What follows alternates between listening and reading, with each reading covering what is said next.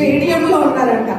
ఇక్కడ ఒక క్రికెట్ స్టేడియంలో మీరే ఒక ఆటగాడు, ఓకే, ఒక క్రికెటర్ అనుకోండి, ఓకే. సో చాలా కాలం తర్వాత మీకు క్రికెట్ ఆడడానికి అవకాశం వచ్చింది, అర్థమైందా? సో స్టేడియం కి వెళ్ళాలి. అప్పుడు మీకు చుట్టూ ఉన్న జనాల క్లాప్స్ వినిపిస్తున్నాయి, అప్లాజెస్, ఓకే, క్లాప్స్ కొడుతున్నారు అందరూ మీకోసం, అందరూ వెయిట్ చేస్తున్నారు, ఓకే. సో కానీ ఇప్పుడు మీకు రెండు ఆప్షన్స్. ఆ క్రికెట్ మ్యాచ్ ఎప్పుడు పడిందో తెలుసా? సండే పడింది. ఎప్పుడు? సండే. ఇప్పుడు మీరు ఆ స్టేడియంలో ఆ జనాల మధ్యలోకి వెళ్ళి ఆట ఆడతారా? సండే బైబిల్ పట్టుకొని మందిరానికి వెళ్తారా? మందిరానికి వెళ్తారా? అబద్ధం కదా, పెద్ద అబద్ధం. సరే, ఇప్పుడు మనం చెప్పుకునే స్టోరీలో ఈయన ఏం చేస్తాడో చూద్దాం. ఇది ఒక రియల్ వ్యక్తిని మీరు ఇక్కడ చూస్తున్నారు. ఆయన పేరు ఏంటంటే ఎరిక్ లిడిల్. ఏం పేరు? Eric Liddell, okay. దేవుని కోసం పరిగెత్తిన ఎరిక్ లిడిల్. సో ఈయన ఒక స్కాటిష్ పేరెంట్స్ కి పుడతాడు. ఎవరికి? ఇది కథ కాదు పిల్లలు, ఇది కథ కాదు, నిజమైన వ్యక్తి. వీళ్ళిద్దరు ఎరిక్ లిడిల్ వాళ్ళ పేరెంట్స్, ఓకే. సో వీళ్ళకి పుడతాడు. సో ఎరిక్ లిడిల్ వీళ్ళిద్దరు మిషనరీస్. ఎవరు వీళ్ళు? వీళ్ళిద్దరికి ఇద్దరు మగ పిల్లల్లో ఒక ఆయన పేరేంటి? Eric Liddell. సో ఆయన చిన్నప్పటి నుంచి వాళ్ళ మమ్మీ డాడీ కూడా మిషనరీసే కాబట్టి ఆయన కూడా చాలా భయభక్తులతో పెరుగుతాడు. ఆయన దేవుడు అంటే చాలా ఇష్టం, బైబిల్ అంటే చాలా ఇష్టం, చర్చ్కి వెళ్ళడం అంటే చాలా ఇష్టం. దాంతో పాటు ఆయనకి పరిగెత్తడం అంటే కూడా చాలా ఇష్టం అంట. చిన్నప్పటి నుంచి కూడా చాలా ఫాస్ట్ గా రన్ చేసేవాడంట. సో ఇప్పుడు స్టడీస్ కోసం అని ఈ ఇద్దరు పేరెంట్స్ స్కాటిష్ పేరెంట్స్ అయినా కూడా వాళ్ళు సేవ చేయడం కోసం ఎక్కడికి వెళ్ళారంటే చైనాకి వెళ్ళారు, ఓకే. చైనాలోనే ఎరిక్ లిడిల్ జన్మిస్తాడు. ఎక్కడ జన్మిస్తాడు?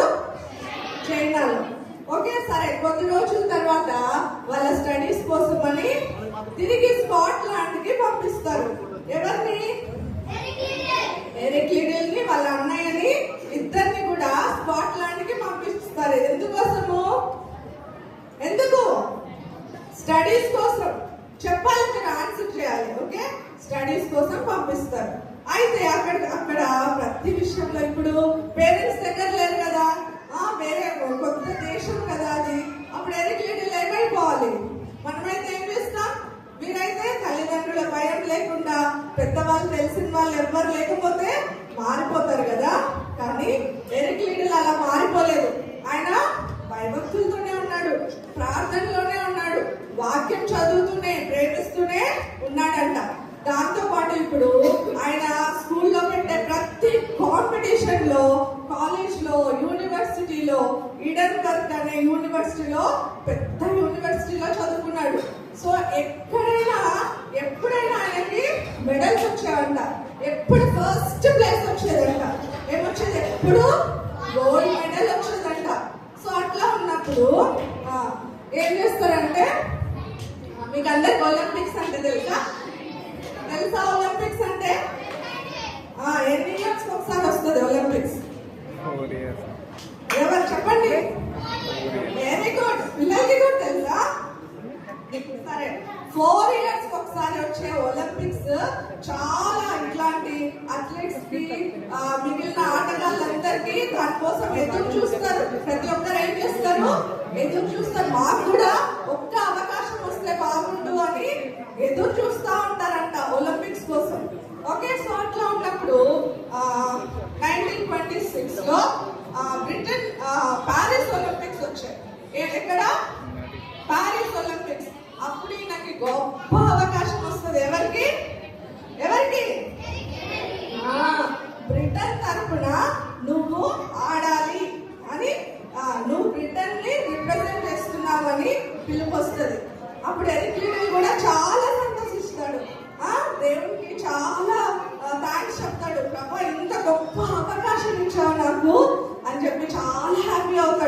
అయిపోయి సరే అని చెప్పి వాళ్ళకి ఓకే చేస్తాడు.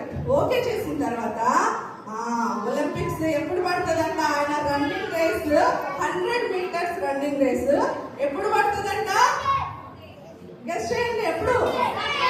సండే. ఓకే, డేట్స్ అన్ని వస్తాయంట. వెంటనే ఎప్పుడు ఉందంట? సండే వచ్చింది. సరే ఇప్పుడు ఏం చేయాలి? కళ్ళు మూసుకొని వెళ్ళిపోం. పేరెంట్స్ కూడా చెప్పేస్తారు కదా, అరే దేవుడిని క్షమాపణ అడగచ్చులేరా, మళ్ళీ మళ్ళీ నీకు ఇట్లాంటి అవకాశం వస్తుందా అని చెప్పి పేరెంట్స్ కూడా ఏం చేస్తారు? దీనికే ప్రాముఖ్యతనిస్తారు. అవునా కదా?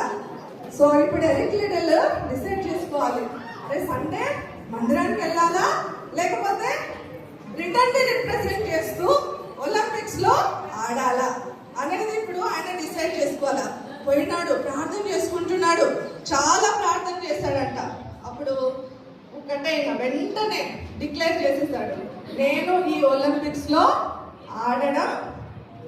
ఆడుతున్నానా? ఆడడం లేదు చెప్పేశాడంట. ఇంకా వాళ్ళందరికీ షాక్. ఆయనకి కోచ్ కానీ తర్వాత అక్కడ ఉన్న వాళ్ళందరూ నోర్లలో పెట్టేస్తారు, నేనేం పిచ్చోడ్డాను ఆయన అని చెప్పి వాకింగ్ కదా ఆయనని ఎగతాళి చేస్తున్నారు. జనులందరూ ఎట్లా చూస్తున్నారంటే ఈయనని ఒక పిచ్చోడ్ లాగా, ఒక ఫూలిష్ మ్యాన్ లాగా చూస్తున్నారంట, దూషిస్తున్నారంట కూడా. నువ్వు దేశ ద్రోహివి, నువ్వు దేశానికే ద్రోహం చేస్తావు, నువ్వు పరుగు పందెంలో మంచి ఆటగాడవని నిన్ను మేము తీసుకున్నాము, కానీ నువ్వేం చేస్తున్నావు ఈరోజు? వద్దని చెప్పేస్తున్నావా? నువ్వు దేశాన్ని ద్రోహం చేస్తున్నావు అని ఇష్టం వచ్చినట్టు న్యూస్ పేపర్స్ లో అన్నిట్లో రాసేసుకుంటారంట ఆయన గురించి. పెద్ద పెద్ద అక్షరాలతో దేశద్రోహి అని రాస్తారంట. కానీ ఇప్పుడు ఆయన ఒంటరిగా ఆ పరిస్థితులన్నింటినీ ఎదుర్కొంటున్నాడు, కానీ తొనకలేదంట ఏ మాత్రం కూడా. సరేలే, ఇదొక్కసారే కదా, ప్రభా నన్ను క్షమించు, నేను పోయి ఆడేస్తాను, నేను ఈ పోరు తట్టుకోలేకపోతున్నానని ఆయన ఏమాత్రం అనుకోలేదంట. గట్టిగా ఫామ్ గా దేవుని కోసము నిలబడినాడు. ఎవ్వరేమన్నా అనుకోని, ఎవ్వరు ఎన్నన్నా అనుకోని అని చెప్పి గట్టిగా నిలబడతారు. సరే ఇప్పుడు అందరూ ఆ విషయం అయిపోతుంది, అందరు పిచ్చోడని తిట్టేస్తారు. తర్వాత కొన్ని రోజులకంట అదే కోచ్ వచ్చి చెప్తాడంట, ఈయనకి 100 మీటర్స్ రన్నింగ్ రేస్ లోనే అలవాటు ఉంది, ఆయనకి ఓన్లీ 100 మీటర్ రేస్ లో అలవాటు. కానీ ఇప్పుడు వచ్చి నీకు ఇంకొక అవకాశం ఇస్తున్నాము, కానీ అది 400 మీటర్స్ రేస్. ఎన్ని మీటర్స్? దానికి ఎంత ప్రాక్టీస్ ఉండాలో తెలుసా మీకు? 100 మీటర్స్ వేరు, 400 మీటర్స్ అంటే ఇంకా చాలా ఎక్కువ ప్రాక్టీస్ ఉండాలి. సో దాంట్లో అవకాశం ఉంది, నీ ఇష్టము, ఇంకొక అవకాశం ఉంది, నువ్వు పార్టిసిపేట్ చేస్తానంటే నేను అందరితో మాట్లాడతాను అని చెప్తాడు. ఈయన ఇంకా ఆలోచిస్తాడు, ప్రేయర్ చేస్తాడు, వెంటనే ఆయనకి ఓకే చేసిస్తాడు. ఏ ధైర్యంతో ఓకే చేస్తున్నాడో ఆయనకే తెలియదు, ఎందుకంటే అది 400 మీటర్స్ రేస్. సరే ఓకే చేస్తాడు. తర్వాత ఏమవుతుంది? ఆ వీడియో ప్లే చేయము, చూడండి, మీరే చూడండి ఏమవుతుందో, తర్వాత చెప్తా. ఆయన గెలుస్తాడా లేదా మనం ఇప్పుడు చూద్దాం. ఆయన 400 మీటర్ రేస్ కి లైన్ లో నిలబడతాడు. తర్వాత ఆయన అక్కడ ఉన్నప్పుడు ఒక వ్యక్తి వచ్చి ఆయన చేతిలో ఒక చీటీ పెడతాడంట, ఒక స్లిప్, చిన్న స్లిప్ ఆయన చేతిలో పెడితే ఆ టైంలో ఆయన చదువుకోడు, కానీ ఆ స్లిప్ ని పాకెట్ లో పెట్టుకుంటాడు. స్లిప్ పాకెట్ లో పెట్టుకొని రన్నింగ్ స్టార్ట్ చేస్తాడు. ఇది రియల్ గా జరిగింది 1926 లో.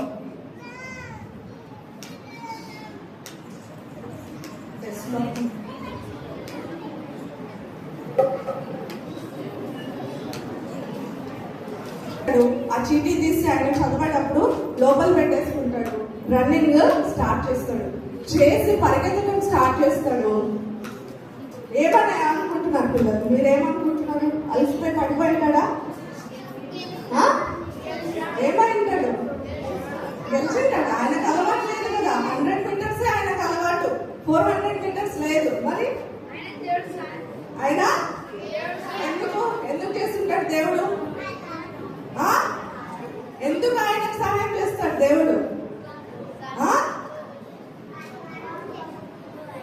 ఏం చేస్తున్నాడు? దేవుణ్ణి ఘనపరిచాడు. Very good. సో ఆయన ఘనపరిచాడు కాబట్టి ఆయన పరిగెత్తుతున్నాడు. ఫస్ట్ ప్లేస్ తెచ్చుకున్నాడు. ఏం మెడల్ తెచ్చుకున్నాడు? First place. ఏం మెడల్? Gold medal. పిల్లలు 400 metre running race for the first time ఆయన పరిగెత్తుతున్నాడు. కానీ ఏ మెడల్ ఇచ్చాడు దేవుడు? గోల్డ్ మెడల్ ఇచ్చాడు. ఇంకా అప్పుడు ఆయన సంతోషంతో ఆయన గుర్తొచ్చింది. చీటీ తీసి ఓపెన్ చేసి ఏముందో అని చదువుకుంటే దాంట్లో ఏముందంట? 1 సమూయేలు 2:30 నన్ను ఘనపరచు వారిని నేను ఘనపరుస్తాను అనే చీటీ ఆయనకి ఎవరో ఇచ్చారు. సో ఆ వాక్యం చదువుకొని చాలా సంతోషిస్తాడు. అప్పుడు ఇంకా న్యూస్ రిపోర్టర్స్ వీళ్ళందరూ భూమి కొడతారు. ఎవరైతే పెద్ద పెద్ద అక్షరాలతో దేశద్రోహులు అన్నారో, ఎవరైతే మొహం మీద నవ్వారో, ఎగతాళి చేశారో వాళ్ళందరూ కూడా భూమి కూడి ఆయనను ఫ్యూచర్ ఏమో. సో ఇక్కడ చూడండి ఆయన ఏమంటాడో, the secret of my success over the 400 meters is that I run the first 200 meters as fast as I can. Then for the second 200 meters with God's help I run faster. ఏమంటున్నాడు? First 200 మీటర్లే నేను పరిగెత్తాను. First 200 మీటర్లే నాకు నా శక్తితో నా బలంతో నేను పరిగెత్తాను. తర్వాత 200 మీటర్లు ఎలా పరిగెత్తానో నాకు తెలీదు. నా దేవుడే నాకు సహాయం చేశాడు అని చెప్పగలుగుతున్నాడు. అప్పుడు అందరు ఆయనని భుజాల మీద మోసుకుంటారు. అందరు ఎవరైతే తిట్టారో, ఎవరైతే దూషిస్తారో, ఎవరైతే దేశద్రోహులు అన్నారో వాళ్ళందరూ ఇప్పుడు ఆయన భుజాల మీదకి ఎత్తేసుకున్నారు. సో దేవుడిని ఆయన ఘనపరిచిన విధానాన్ని బట్టి దేవుడు ఆయనను కూడా ఘనపరుస్తాడు. సో ఈ ఘనత ఇప్పుడు ఆయనకు చాలా డబ్బులు వచ్చింటాయి కదా. గోల్డ్ మెడల్ వచ్చినప్పుడు ఏమొస్తాయి? చాలా డబ్బులు, చాలా ఫేమ్ వస్తుంది, చాలా పేరు వస్తుంది. తర్వాత ఇప్పుడు ఆయన చాలా కంఫర్టబుల్ లైఫ్ ని, చాలా మంచి లైఫ్ ని లీడ్ చేయొచ్చు కదా. కానీ ఆయన వెంటనే చిన్నప్పుడు ఆయన ఒక డెసిషన్ తీసుకుంటాడంట. ఏమని డెసిషన్ నాకు తెలుసా? నేను తిరిగి చైనాకు వచ్చి మా మమ్మీ డాడీ లాగానే సేవ చేస్తాను అని డెసిషన్ తీసుకుంటాడంట. ఇప్పుడు ఇంత పేరు పొందిన తర్వాత ఆ డెసిషన్ మర్చిపోవాలి కదా. కొన్ని రోజులు కనీసం ఒక 1 year అన్నా ఆ పేరుని కాపాడుకోవాలి కదా. ఆ పేరుని ఎంజాయ్ చేయాలనుకుంటాం కదా. కొంచెం ఇంత సాధిస్తేనే దాన్ని చాలా గొప్పగా చెప్పుకుంటాం మనమైతే. కానీ ఆయన ఇమ్మీడియట్ డెసిషన్ ఏంటంటే, గోల్డ్ మెడల్ వచ్చిన వెంటనే నేను ఇంకా చైనాకి వెళ్తున్నా, ఈ రన్నింగ్ రేస్కి వీటన్నిటికీ ఫుల్ స్టాప్ పెట్టేస్తున్నా. నాతో దేవుడు మాట్లాడుతున్నాడు, నేను మిషనరీ పని కోసము చైనాకి వెళ్తానని డిసైడ్ చేస్తాడు. మళ్ళీ అలా పిచ్చోడు అనుకుంటాడు, ఏంటి అసలు ఏంటి ఈ వ్యక్తి ఏంటి అర్థం కాదు. దేవుడి పిల్లలంటే అలాగే ఉండాలి మరి కదా. సో ఇప్పుడు ఆయన చైనాకి వెళ్తాడు. చైనాలో దేవుడిని ప్రీచ్ చేస్తాడు. చిన్నపిల్లలు ఆయన అంటే చాలా ఇష్టం అంట. బెస్ట్ సండే స్కూల్ టీచర్ అవుతాడంట ఆయన. తర్వాత చాలా మంది పూర్ పీపుల్ కి హెల్ప్ చేస్తాడు. తర్వాత అక్కడే జపాన్ వాళ్ళు చైనాను ఆక్యుపై చేస్తారు. అప్పుడు World War II జరుగుతూ ఉంది. సో జపాన్ వాళ్ళు వచ్చి ఆక్యుపై చేసినప్పుడు అప్పుడు ఇంటర్మెంట్ లో ఈయన కూడా చెరపట్టబడతాడు. ఈయన కూడా చెరపట్టబడి ఆ టైంలో, ఆ వరల్డ్ వార్ టైంలో చాలా మంది ఇతర కంట్రీస్ వాళ్ళందరూ తిరిగి వెనక్కి వెళ్ళిపోతాడు, వాళ్ళ దేశాలకి వెళ్ళిపోతారు. కానీ ఈయన మాత్రం వాళ్ళ మధ్య ఉండి సరైన ఫుడ్ లేక వాళ్ళు చాలా శ్రమ పెడతారట. ఈ జపాన్ వాళ్ళు చాలా శ్రమ పెడతారు.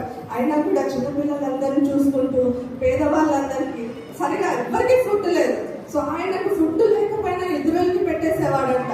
అట్లా చూసుకుంటూ అట్లా ఉండి ఉండి సిక్ అయిపోతాడు ఆయన. సిక్ అయిపోయి నరాలన్నీ చిట్లిపోతాయంట. నరాల్లో బ్లీడింగ్ వచ్చేస్తుంది. ఆ జబ్బు వచ్చింది. ఏ ఏజ్కో తెలుసా? 43 years కి. 1902లో పుట్టాడు. 1945 అంతా ఏమైపోతాడు? చనిపోతాడు. సో చూసారా, ఆయన ఆయన ఏజ్ చాలా తక్కువ అయినప్పటికీ ఆ 43 years లోనే ఎంత దేవుని కోసం జీవించాలో అంత జీవించాడు. పిల్లలు అర్థమవుతుందా? ఎరిక్లీడి జీవితం ఎట్లా ఉండిందో? ఏం చేశాడు ఆయన? ఎవరిని ఫస్ట్ పెట్టుకున్నాడు? చిన్నప్పటి నుంచి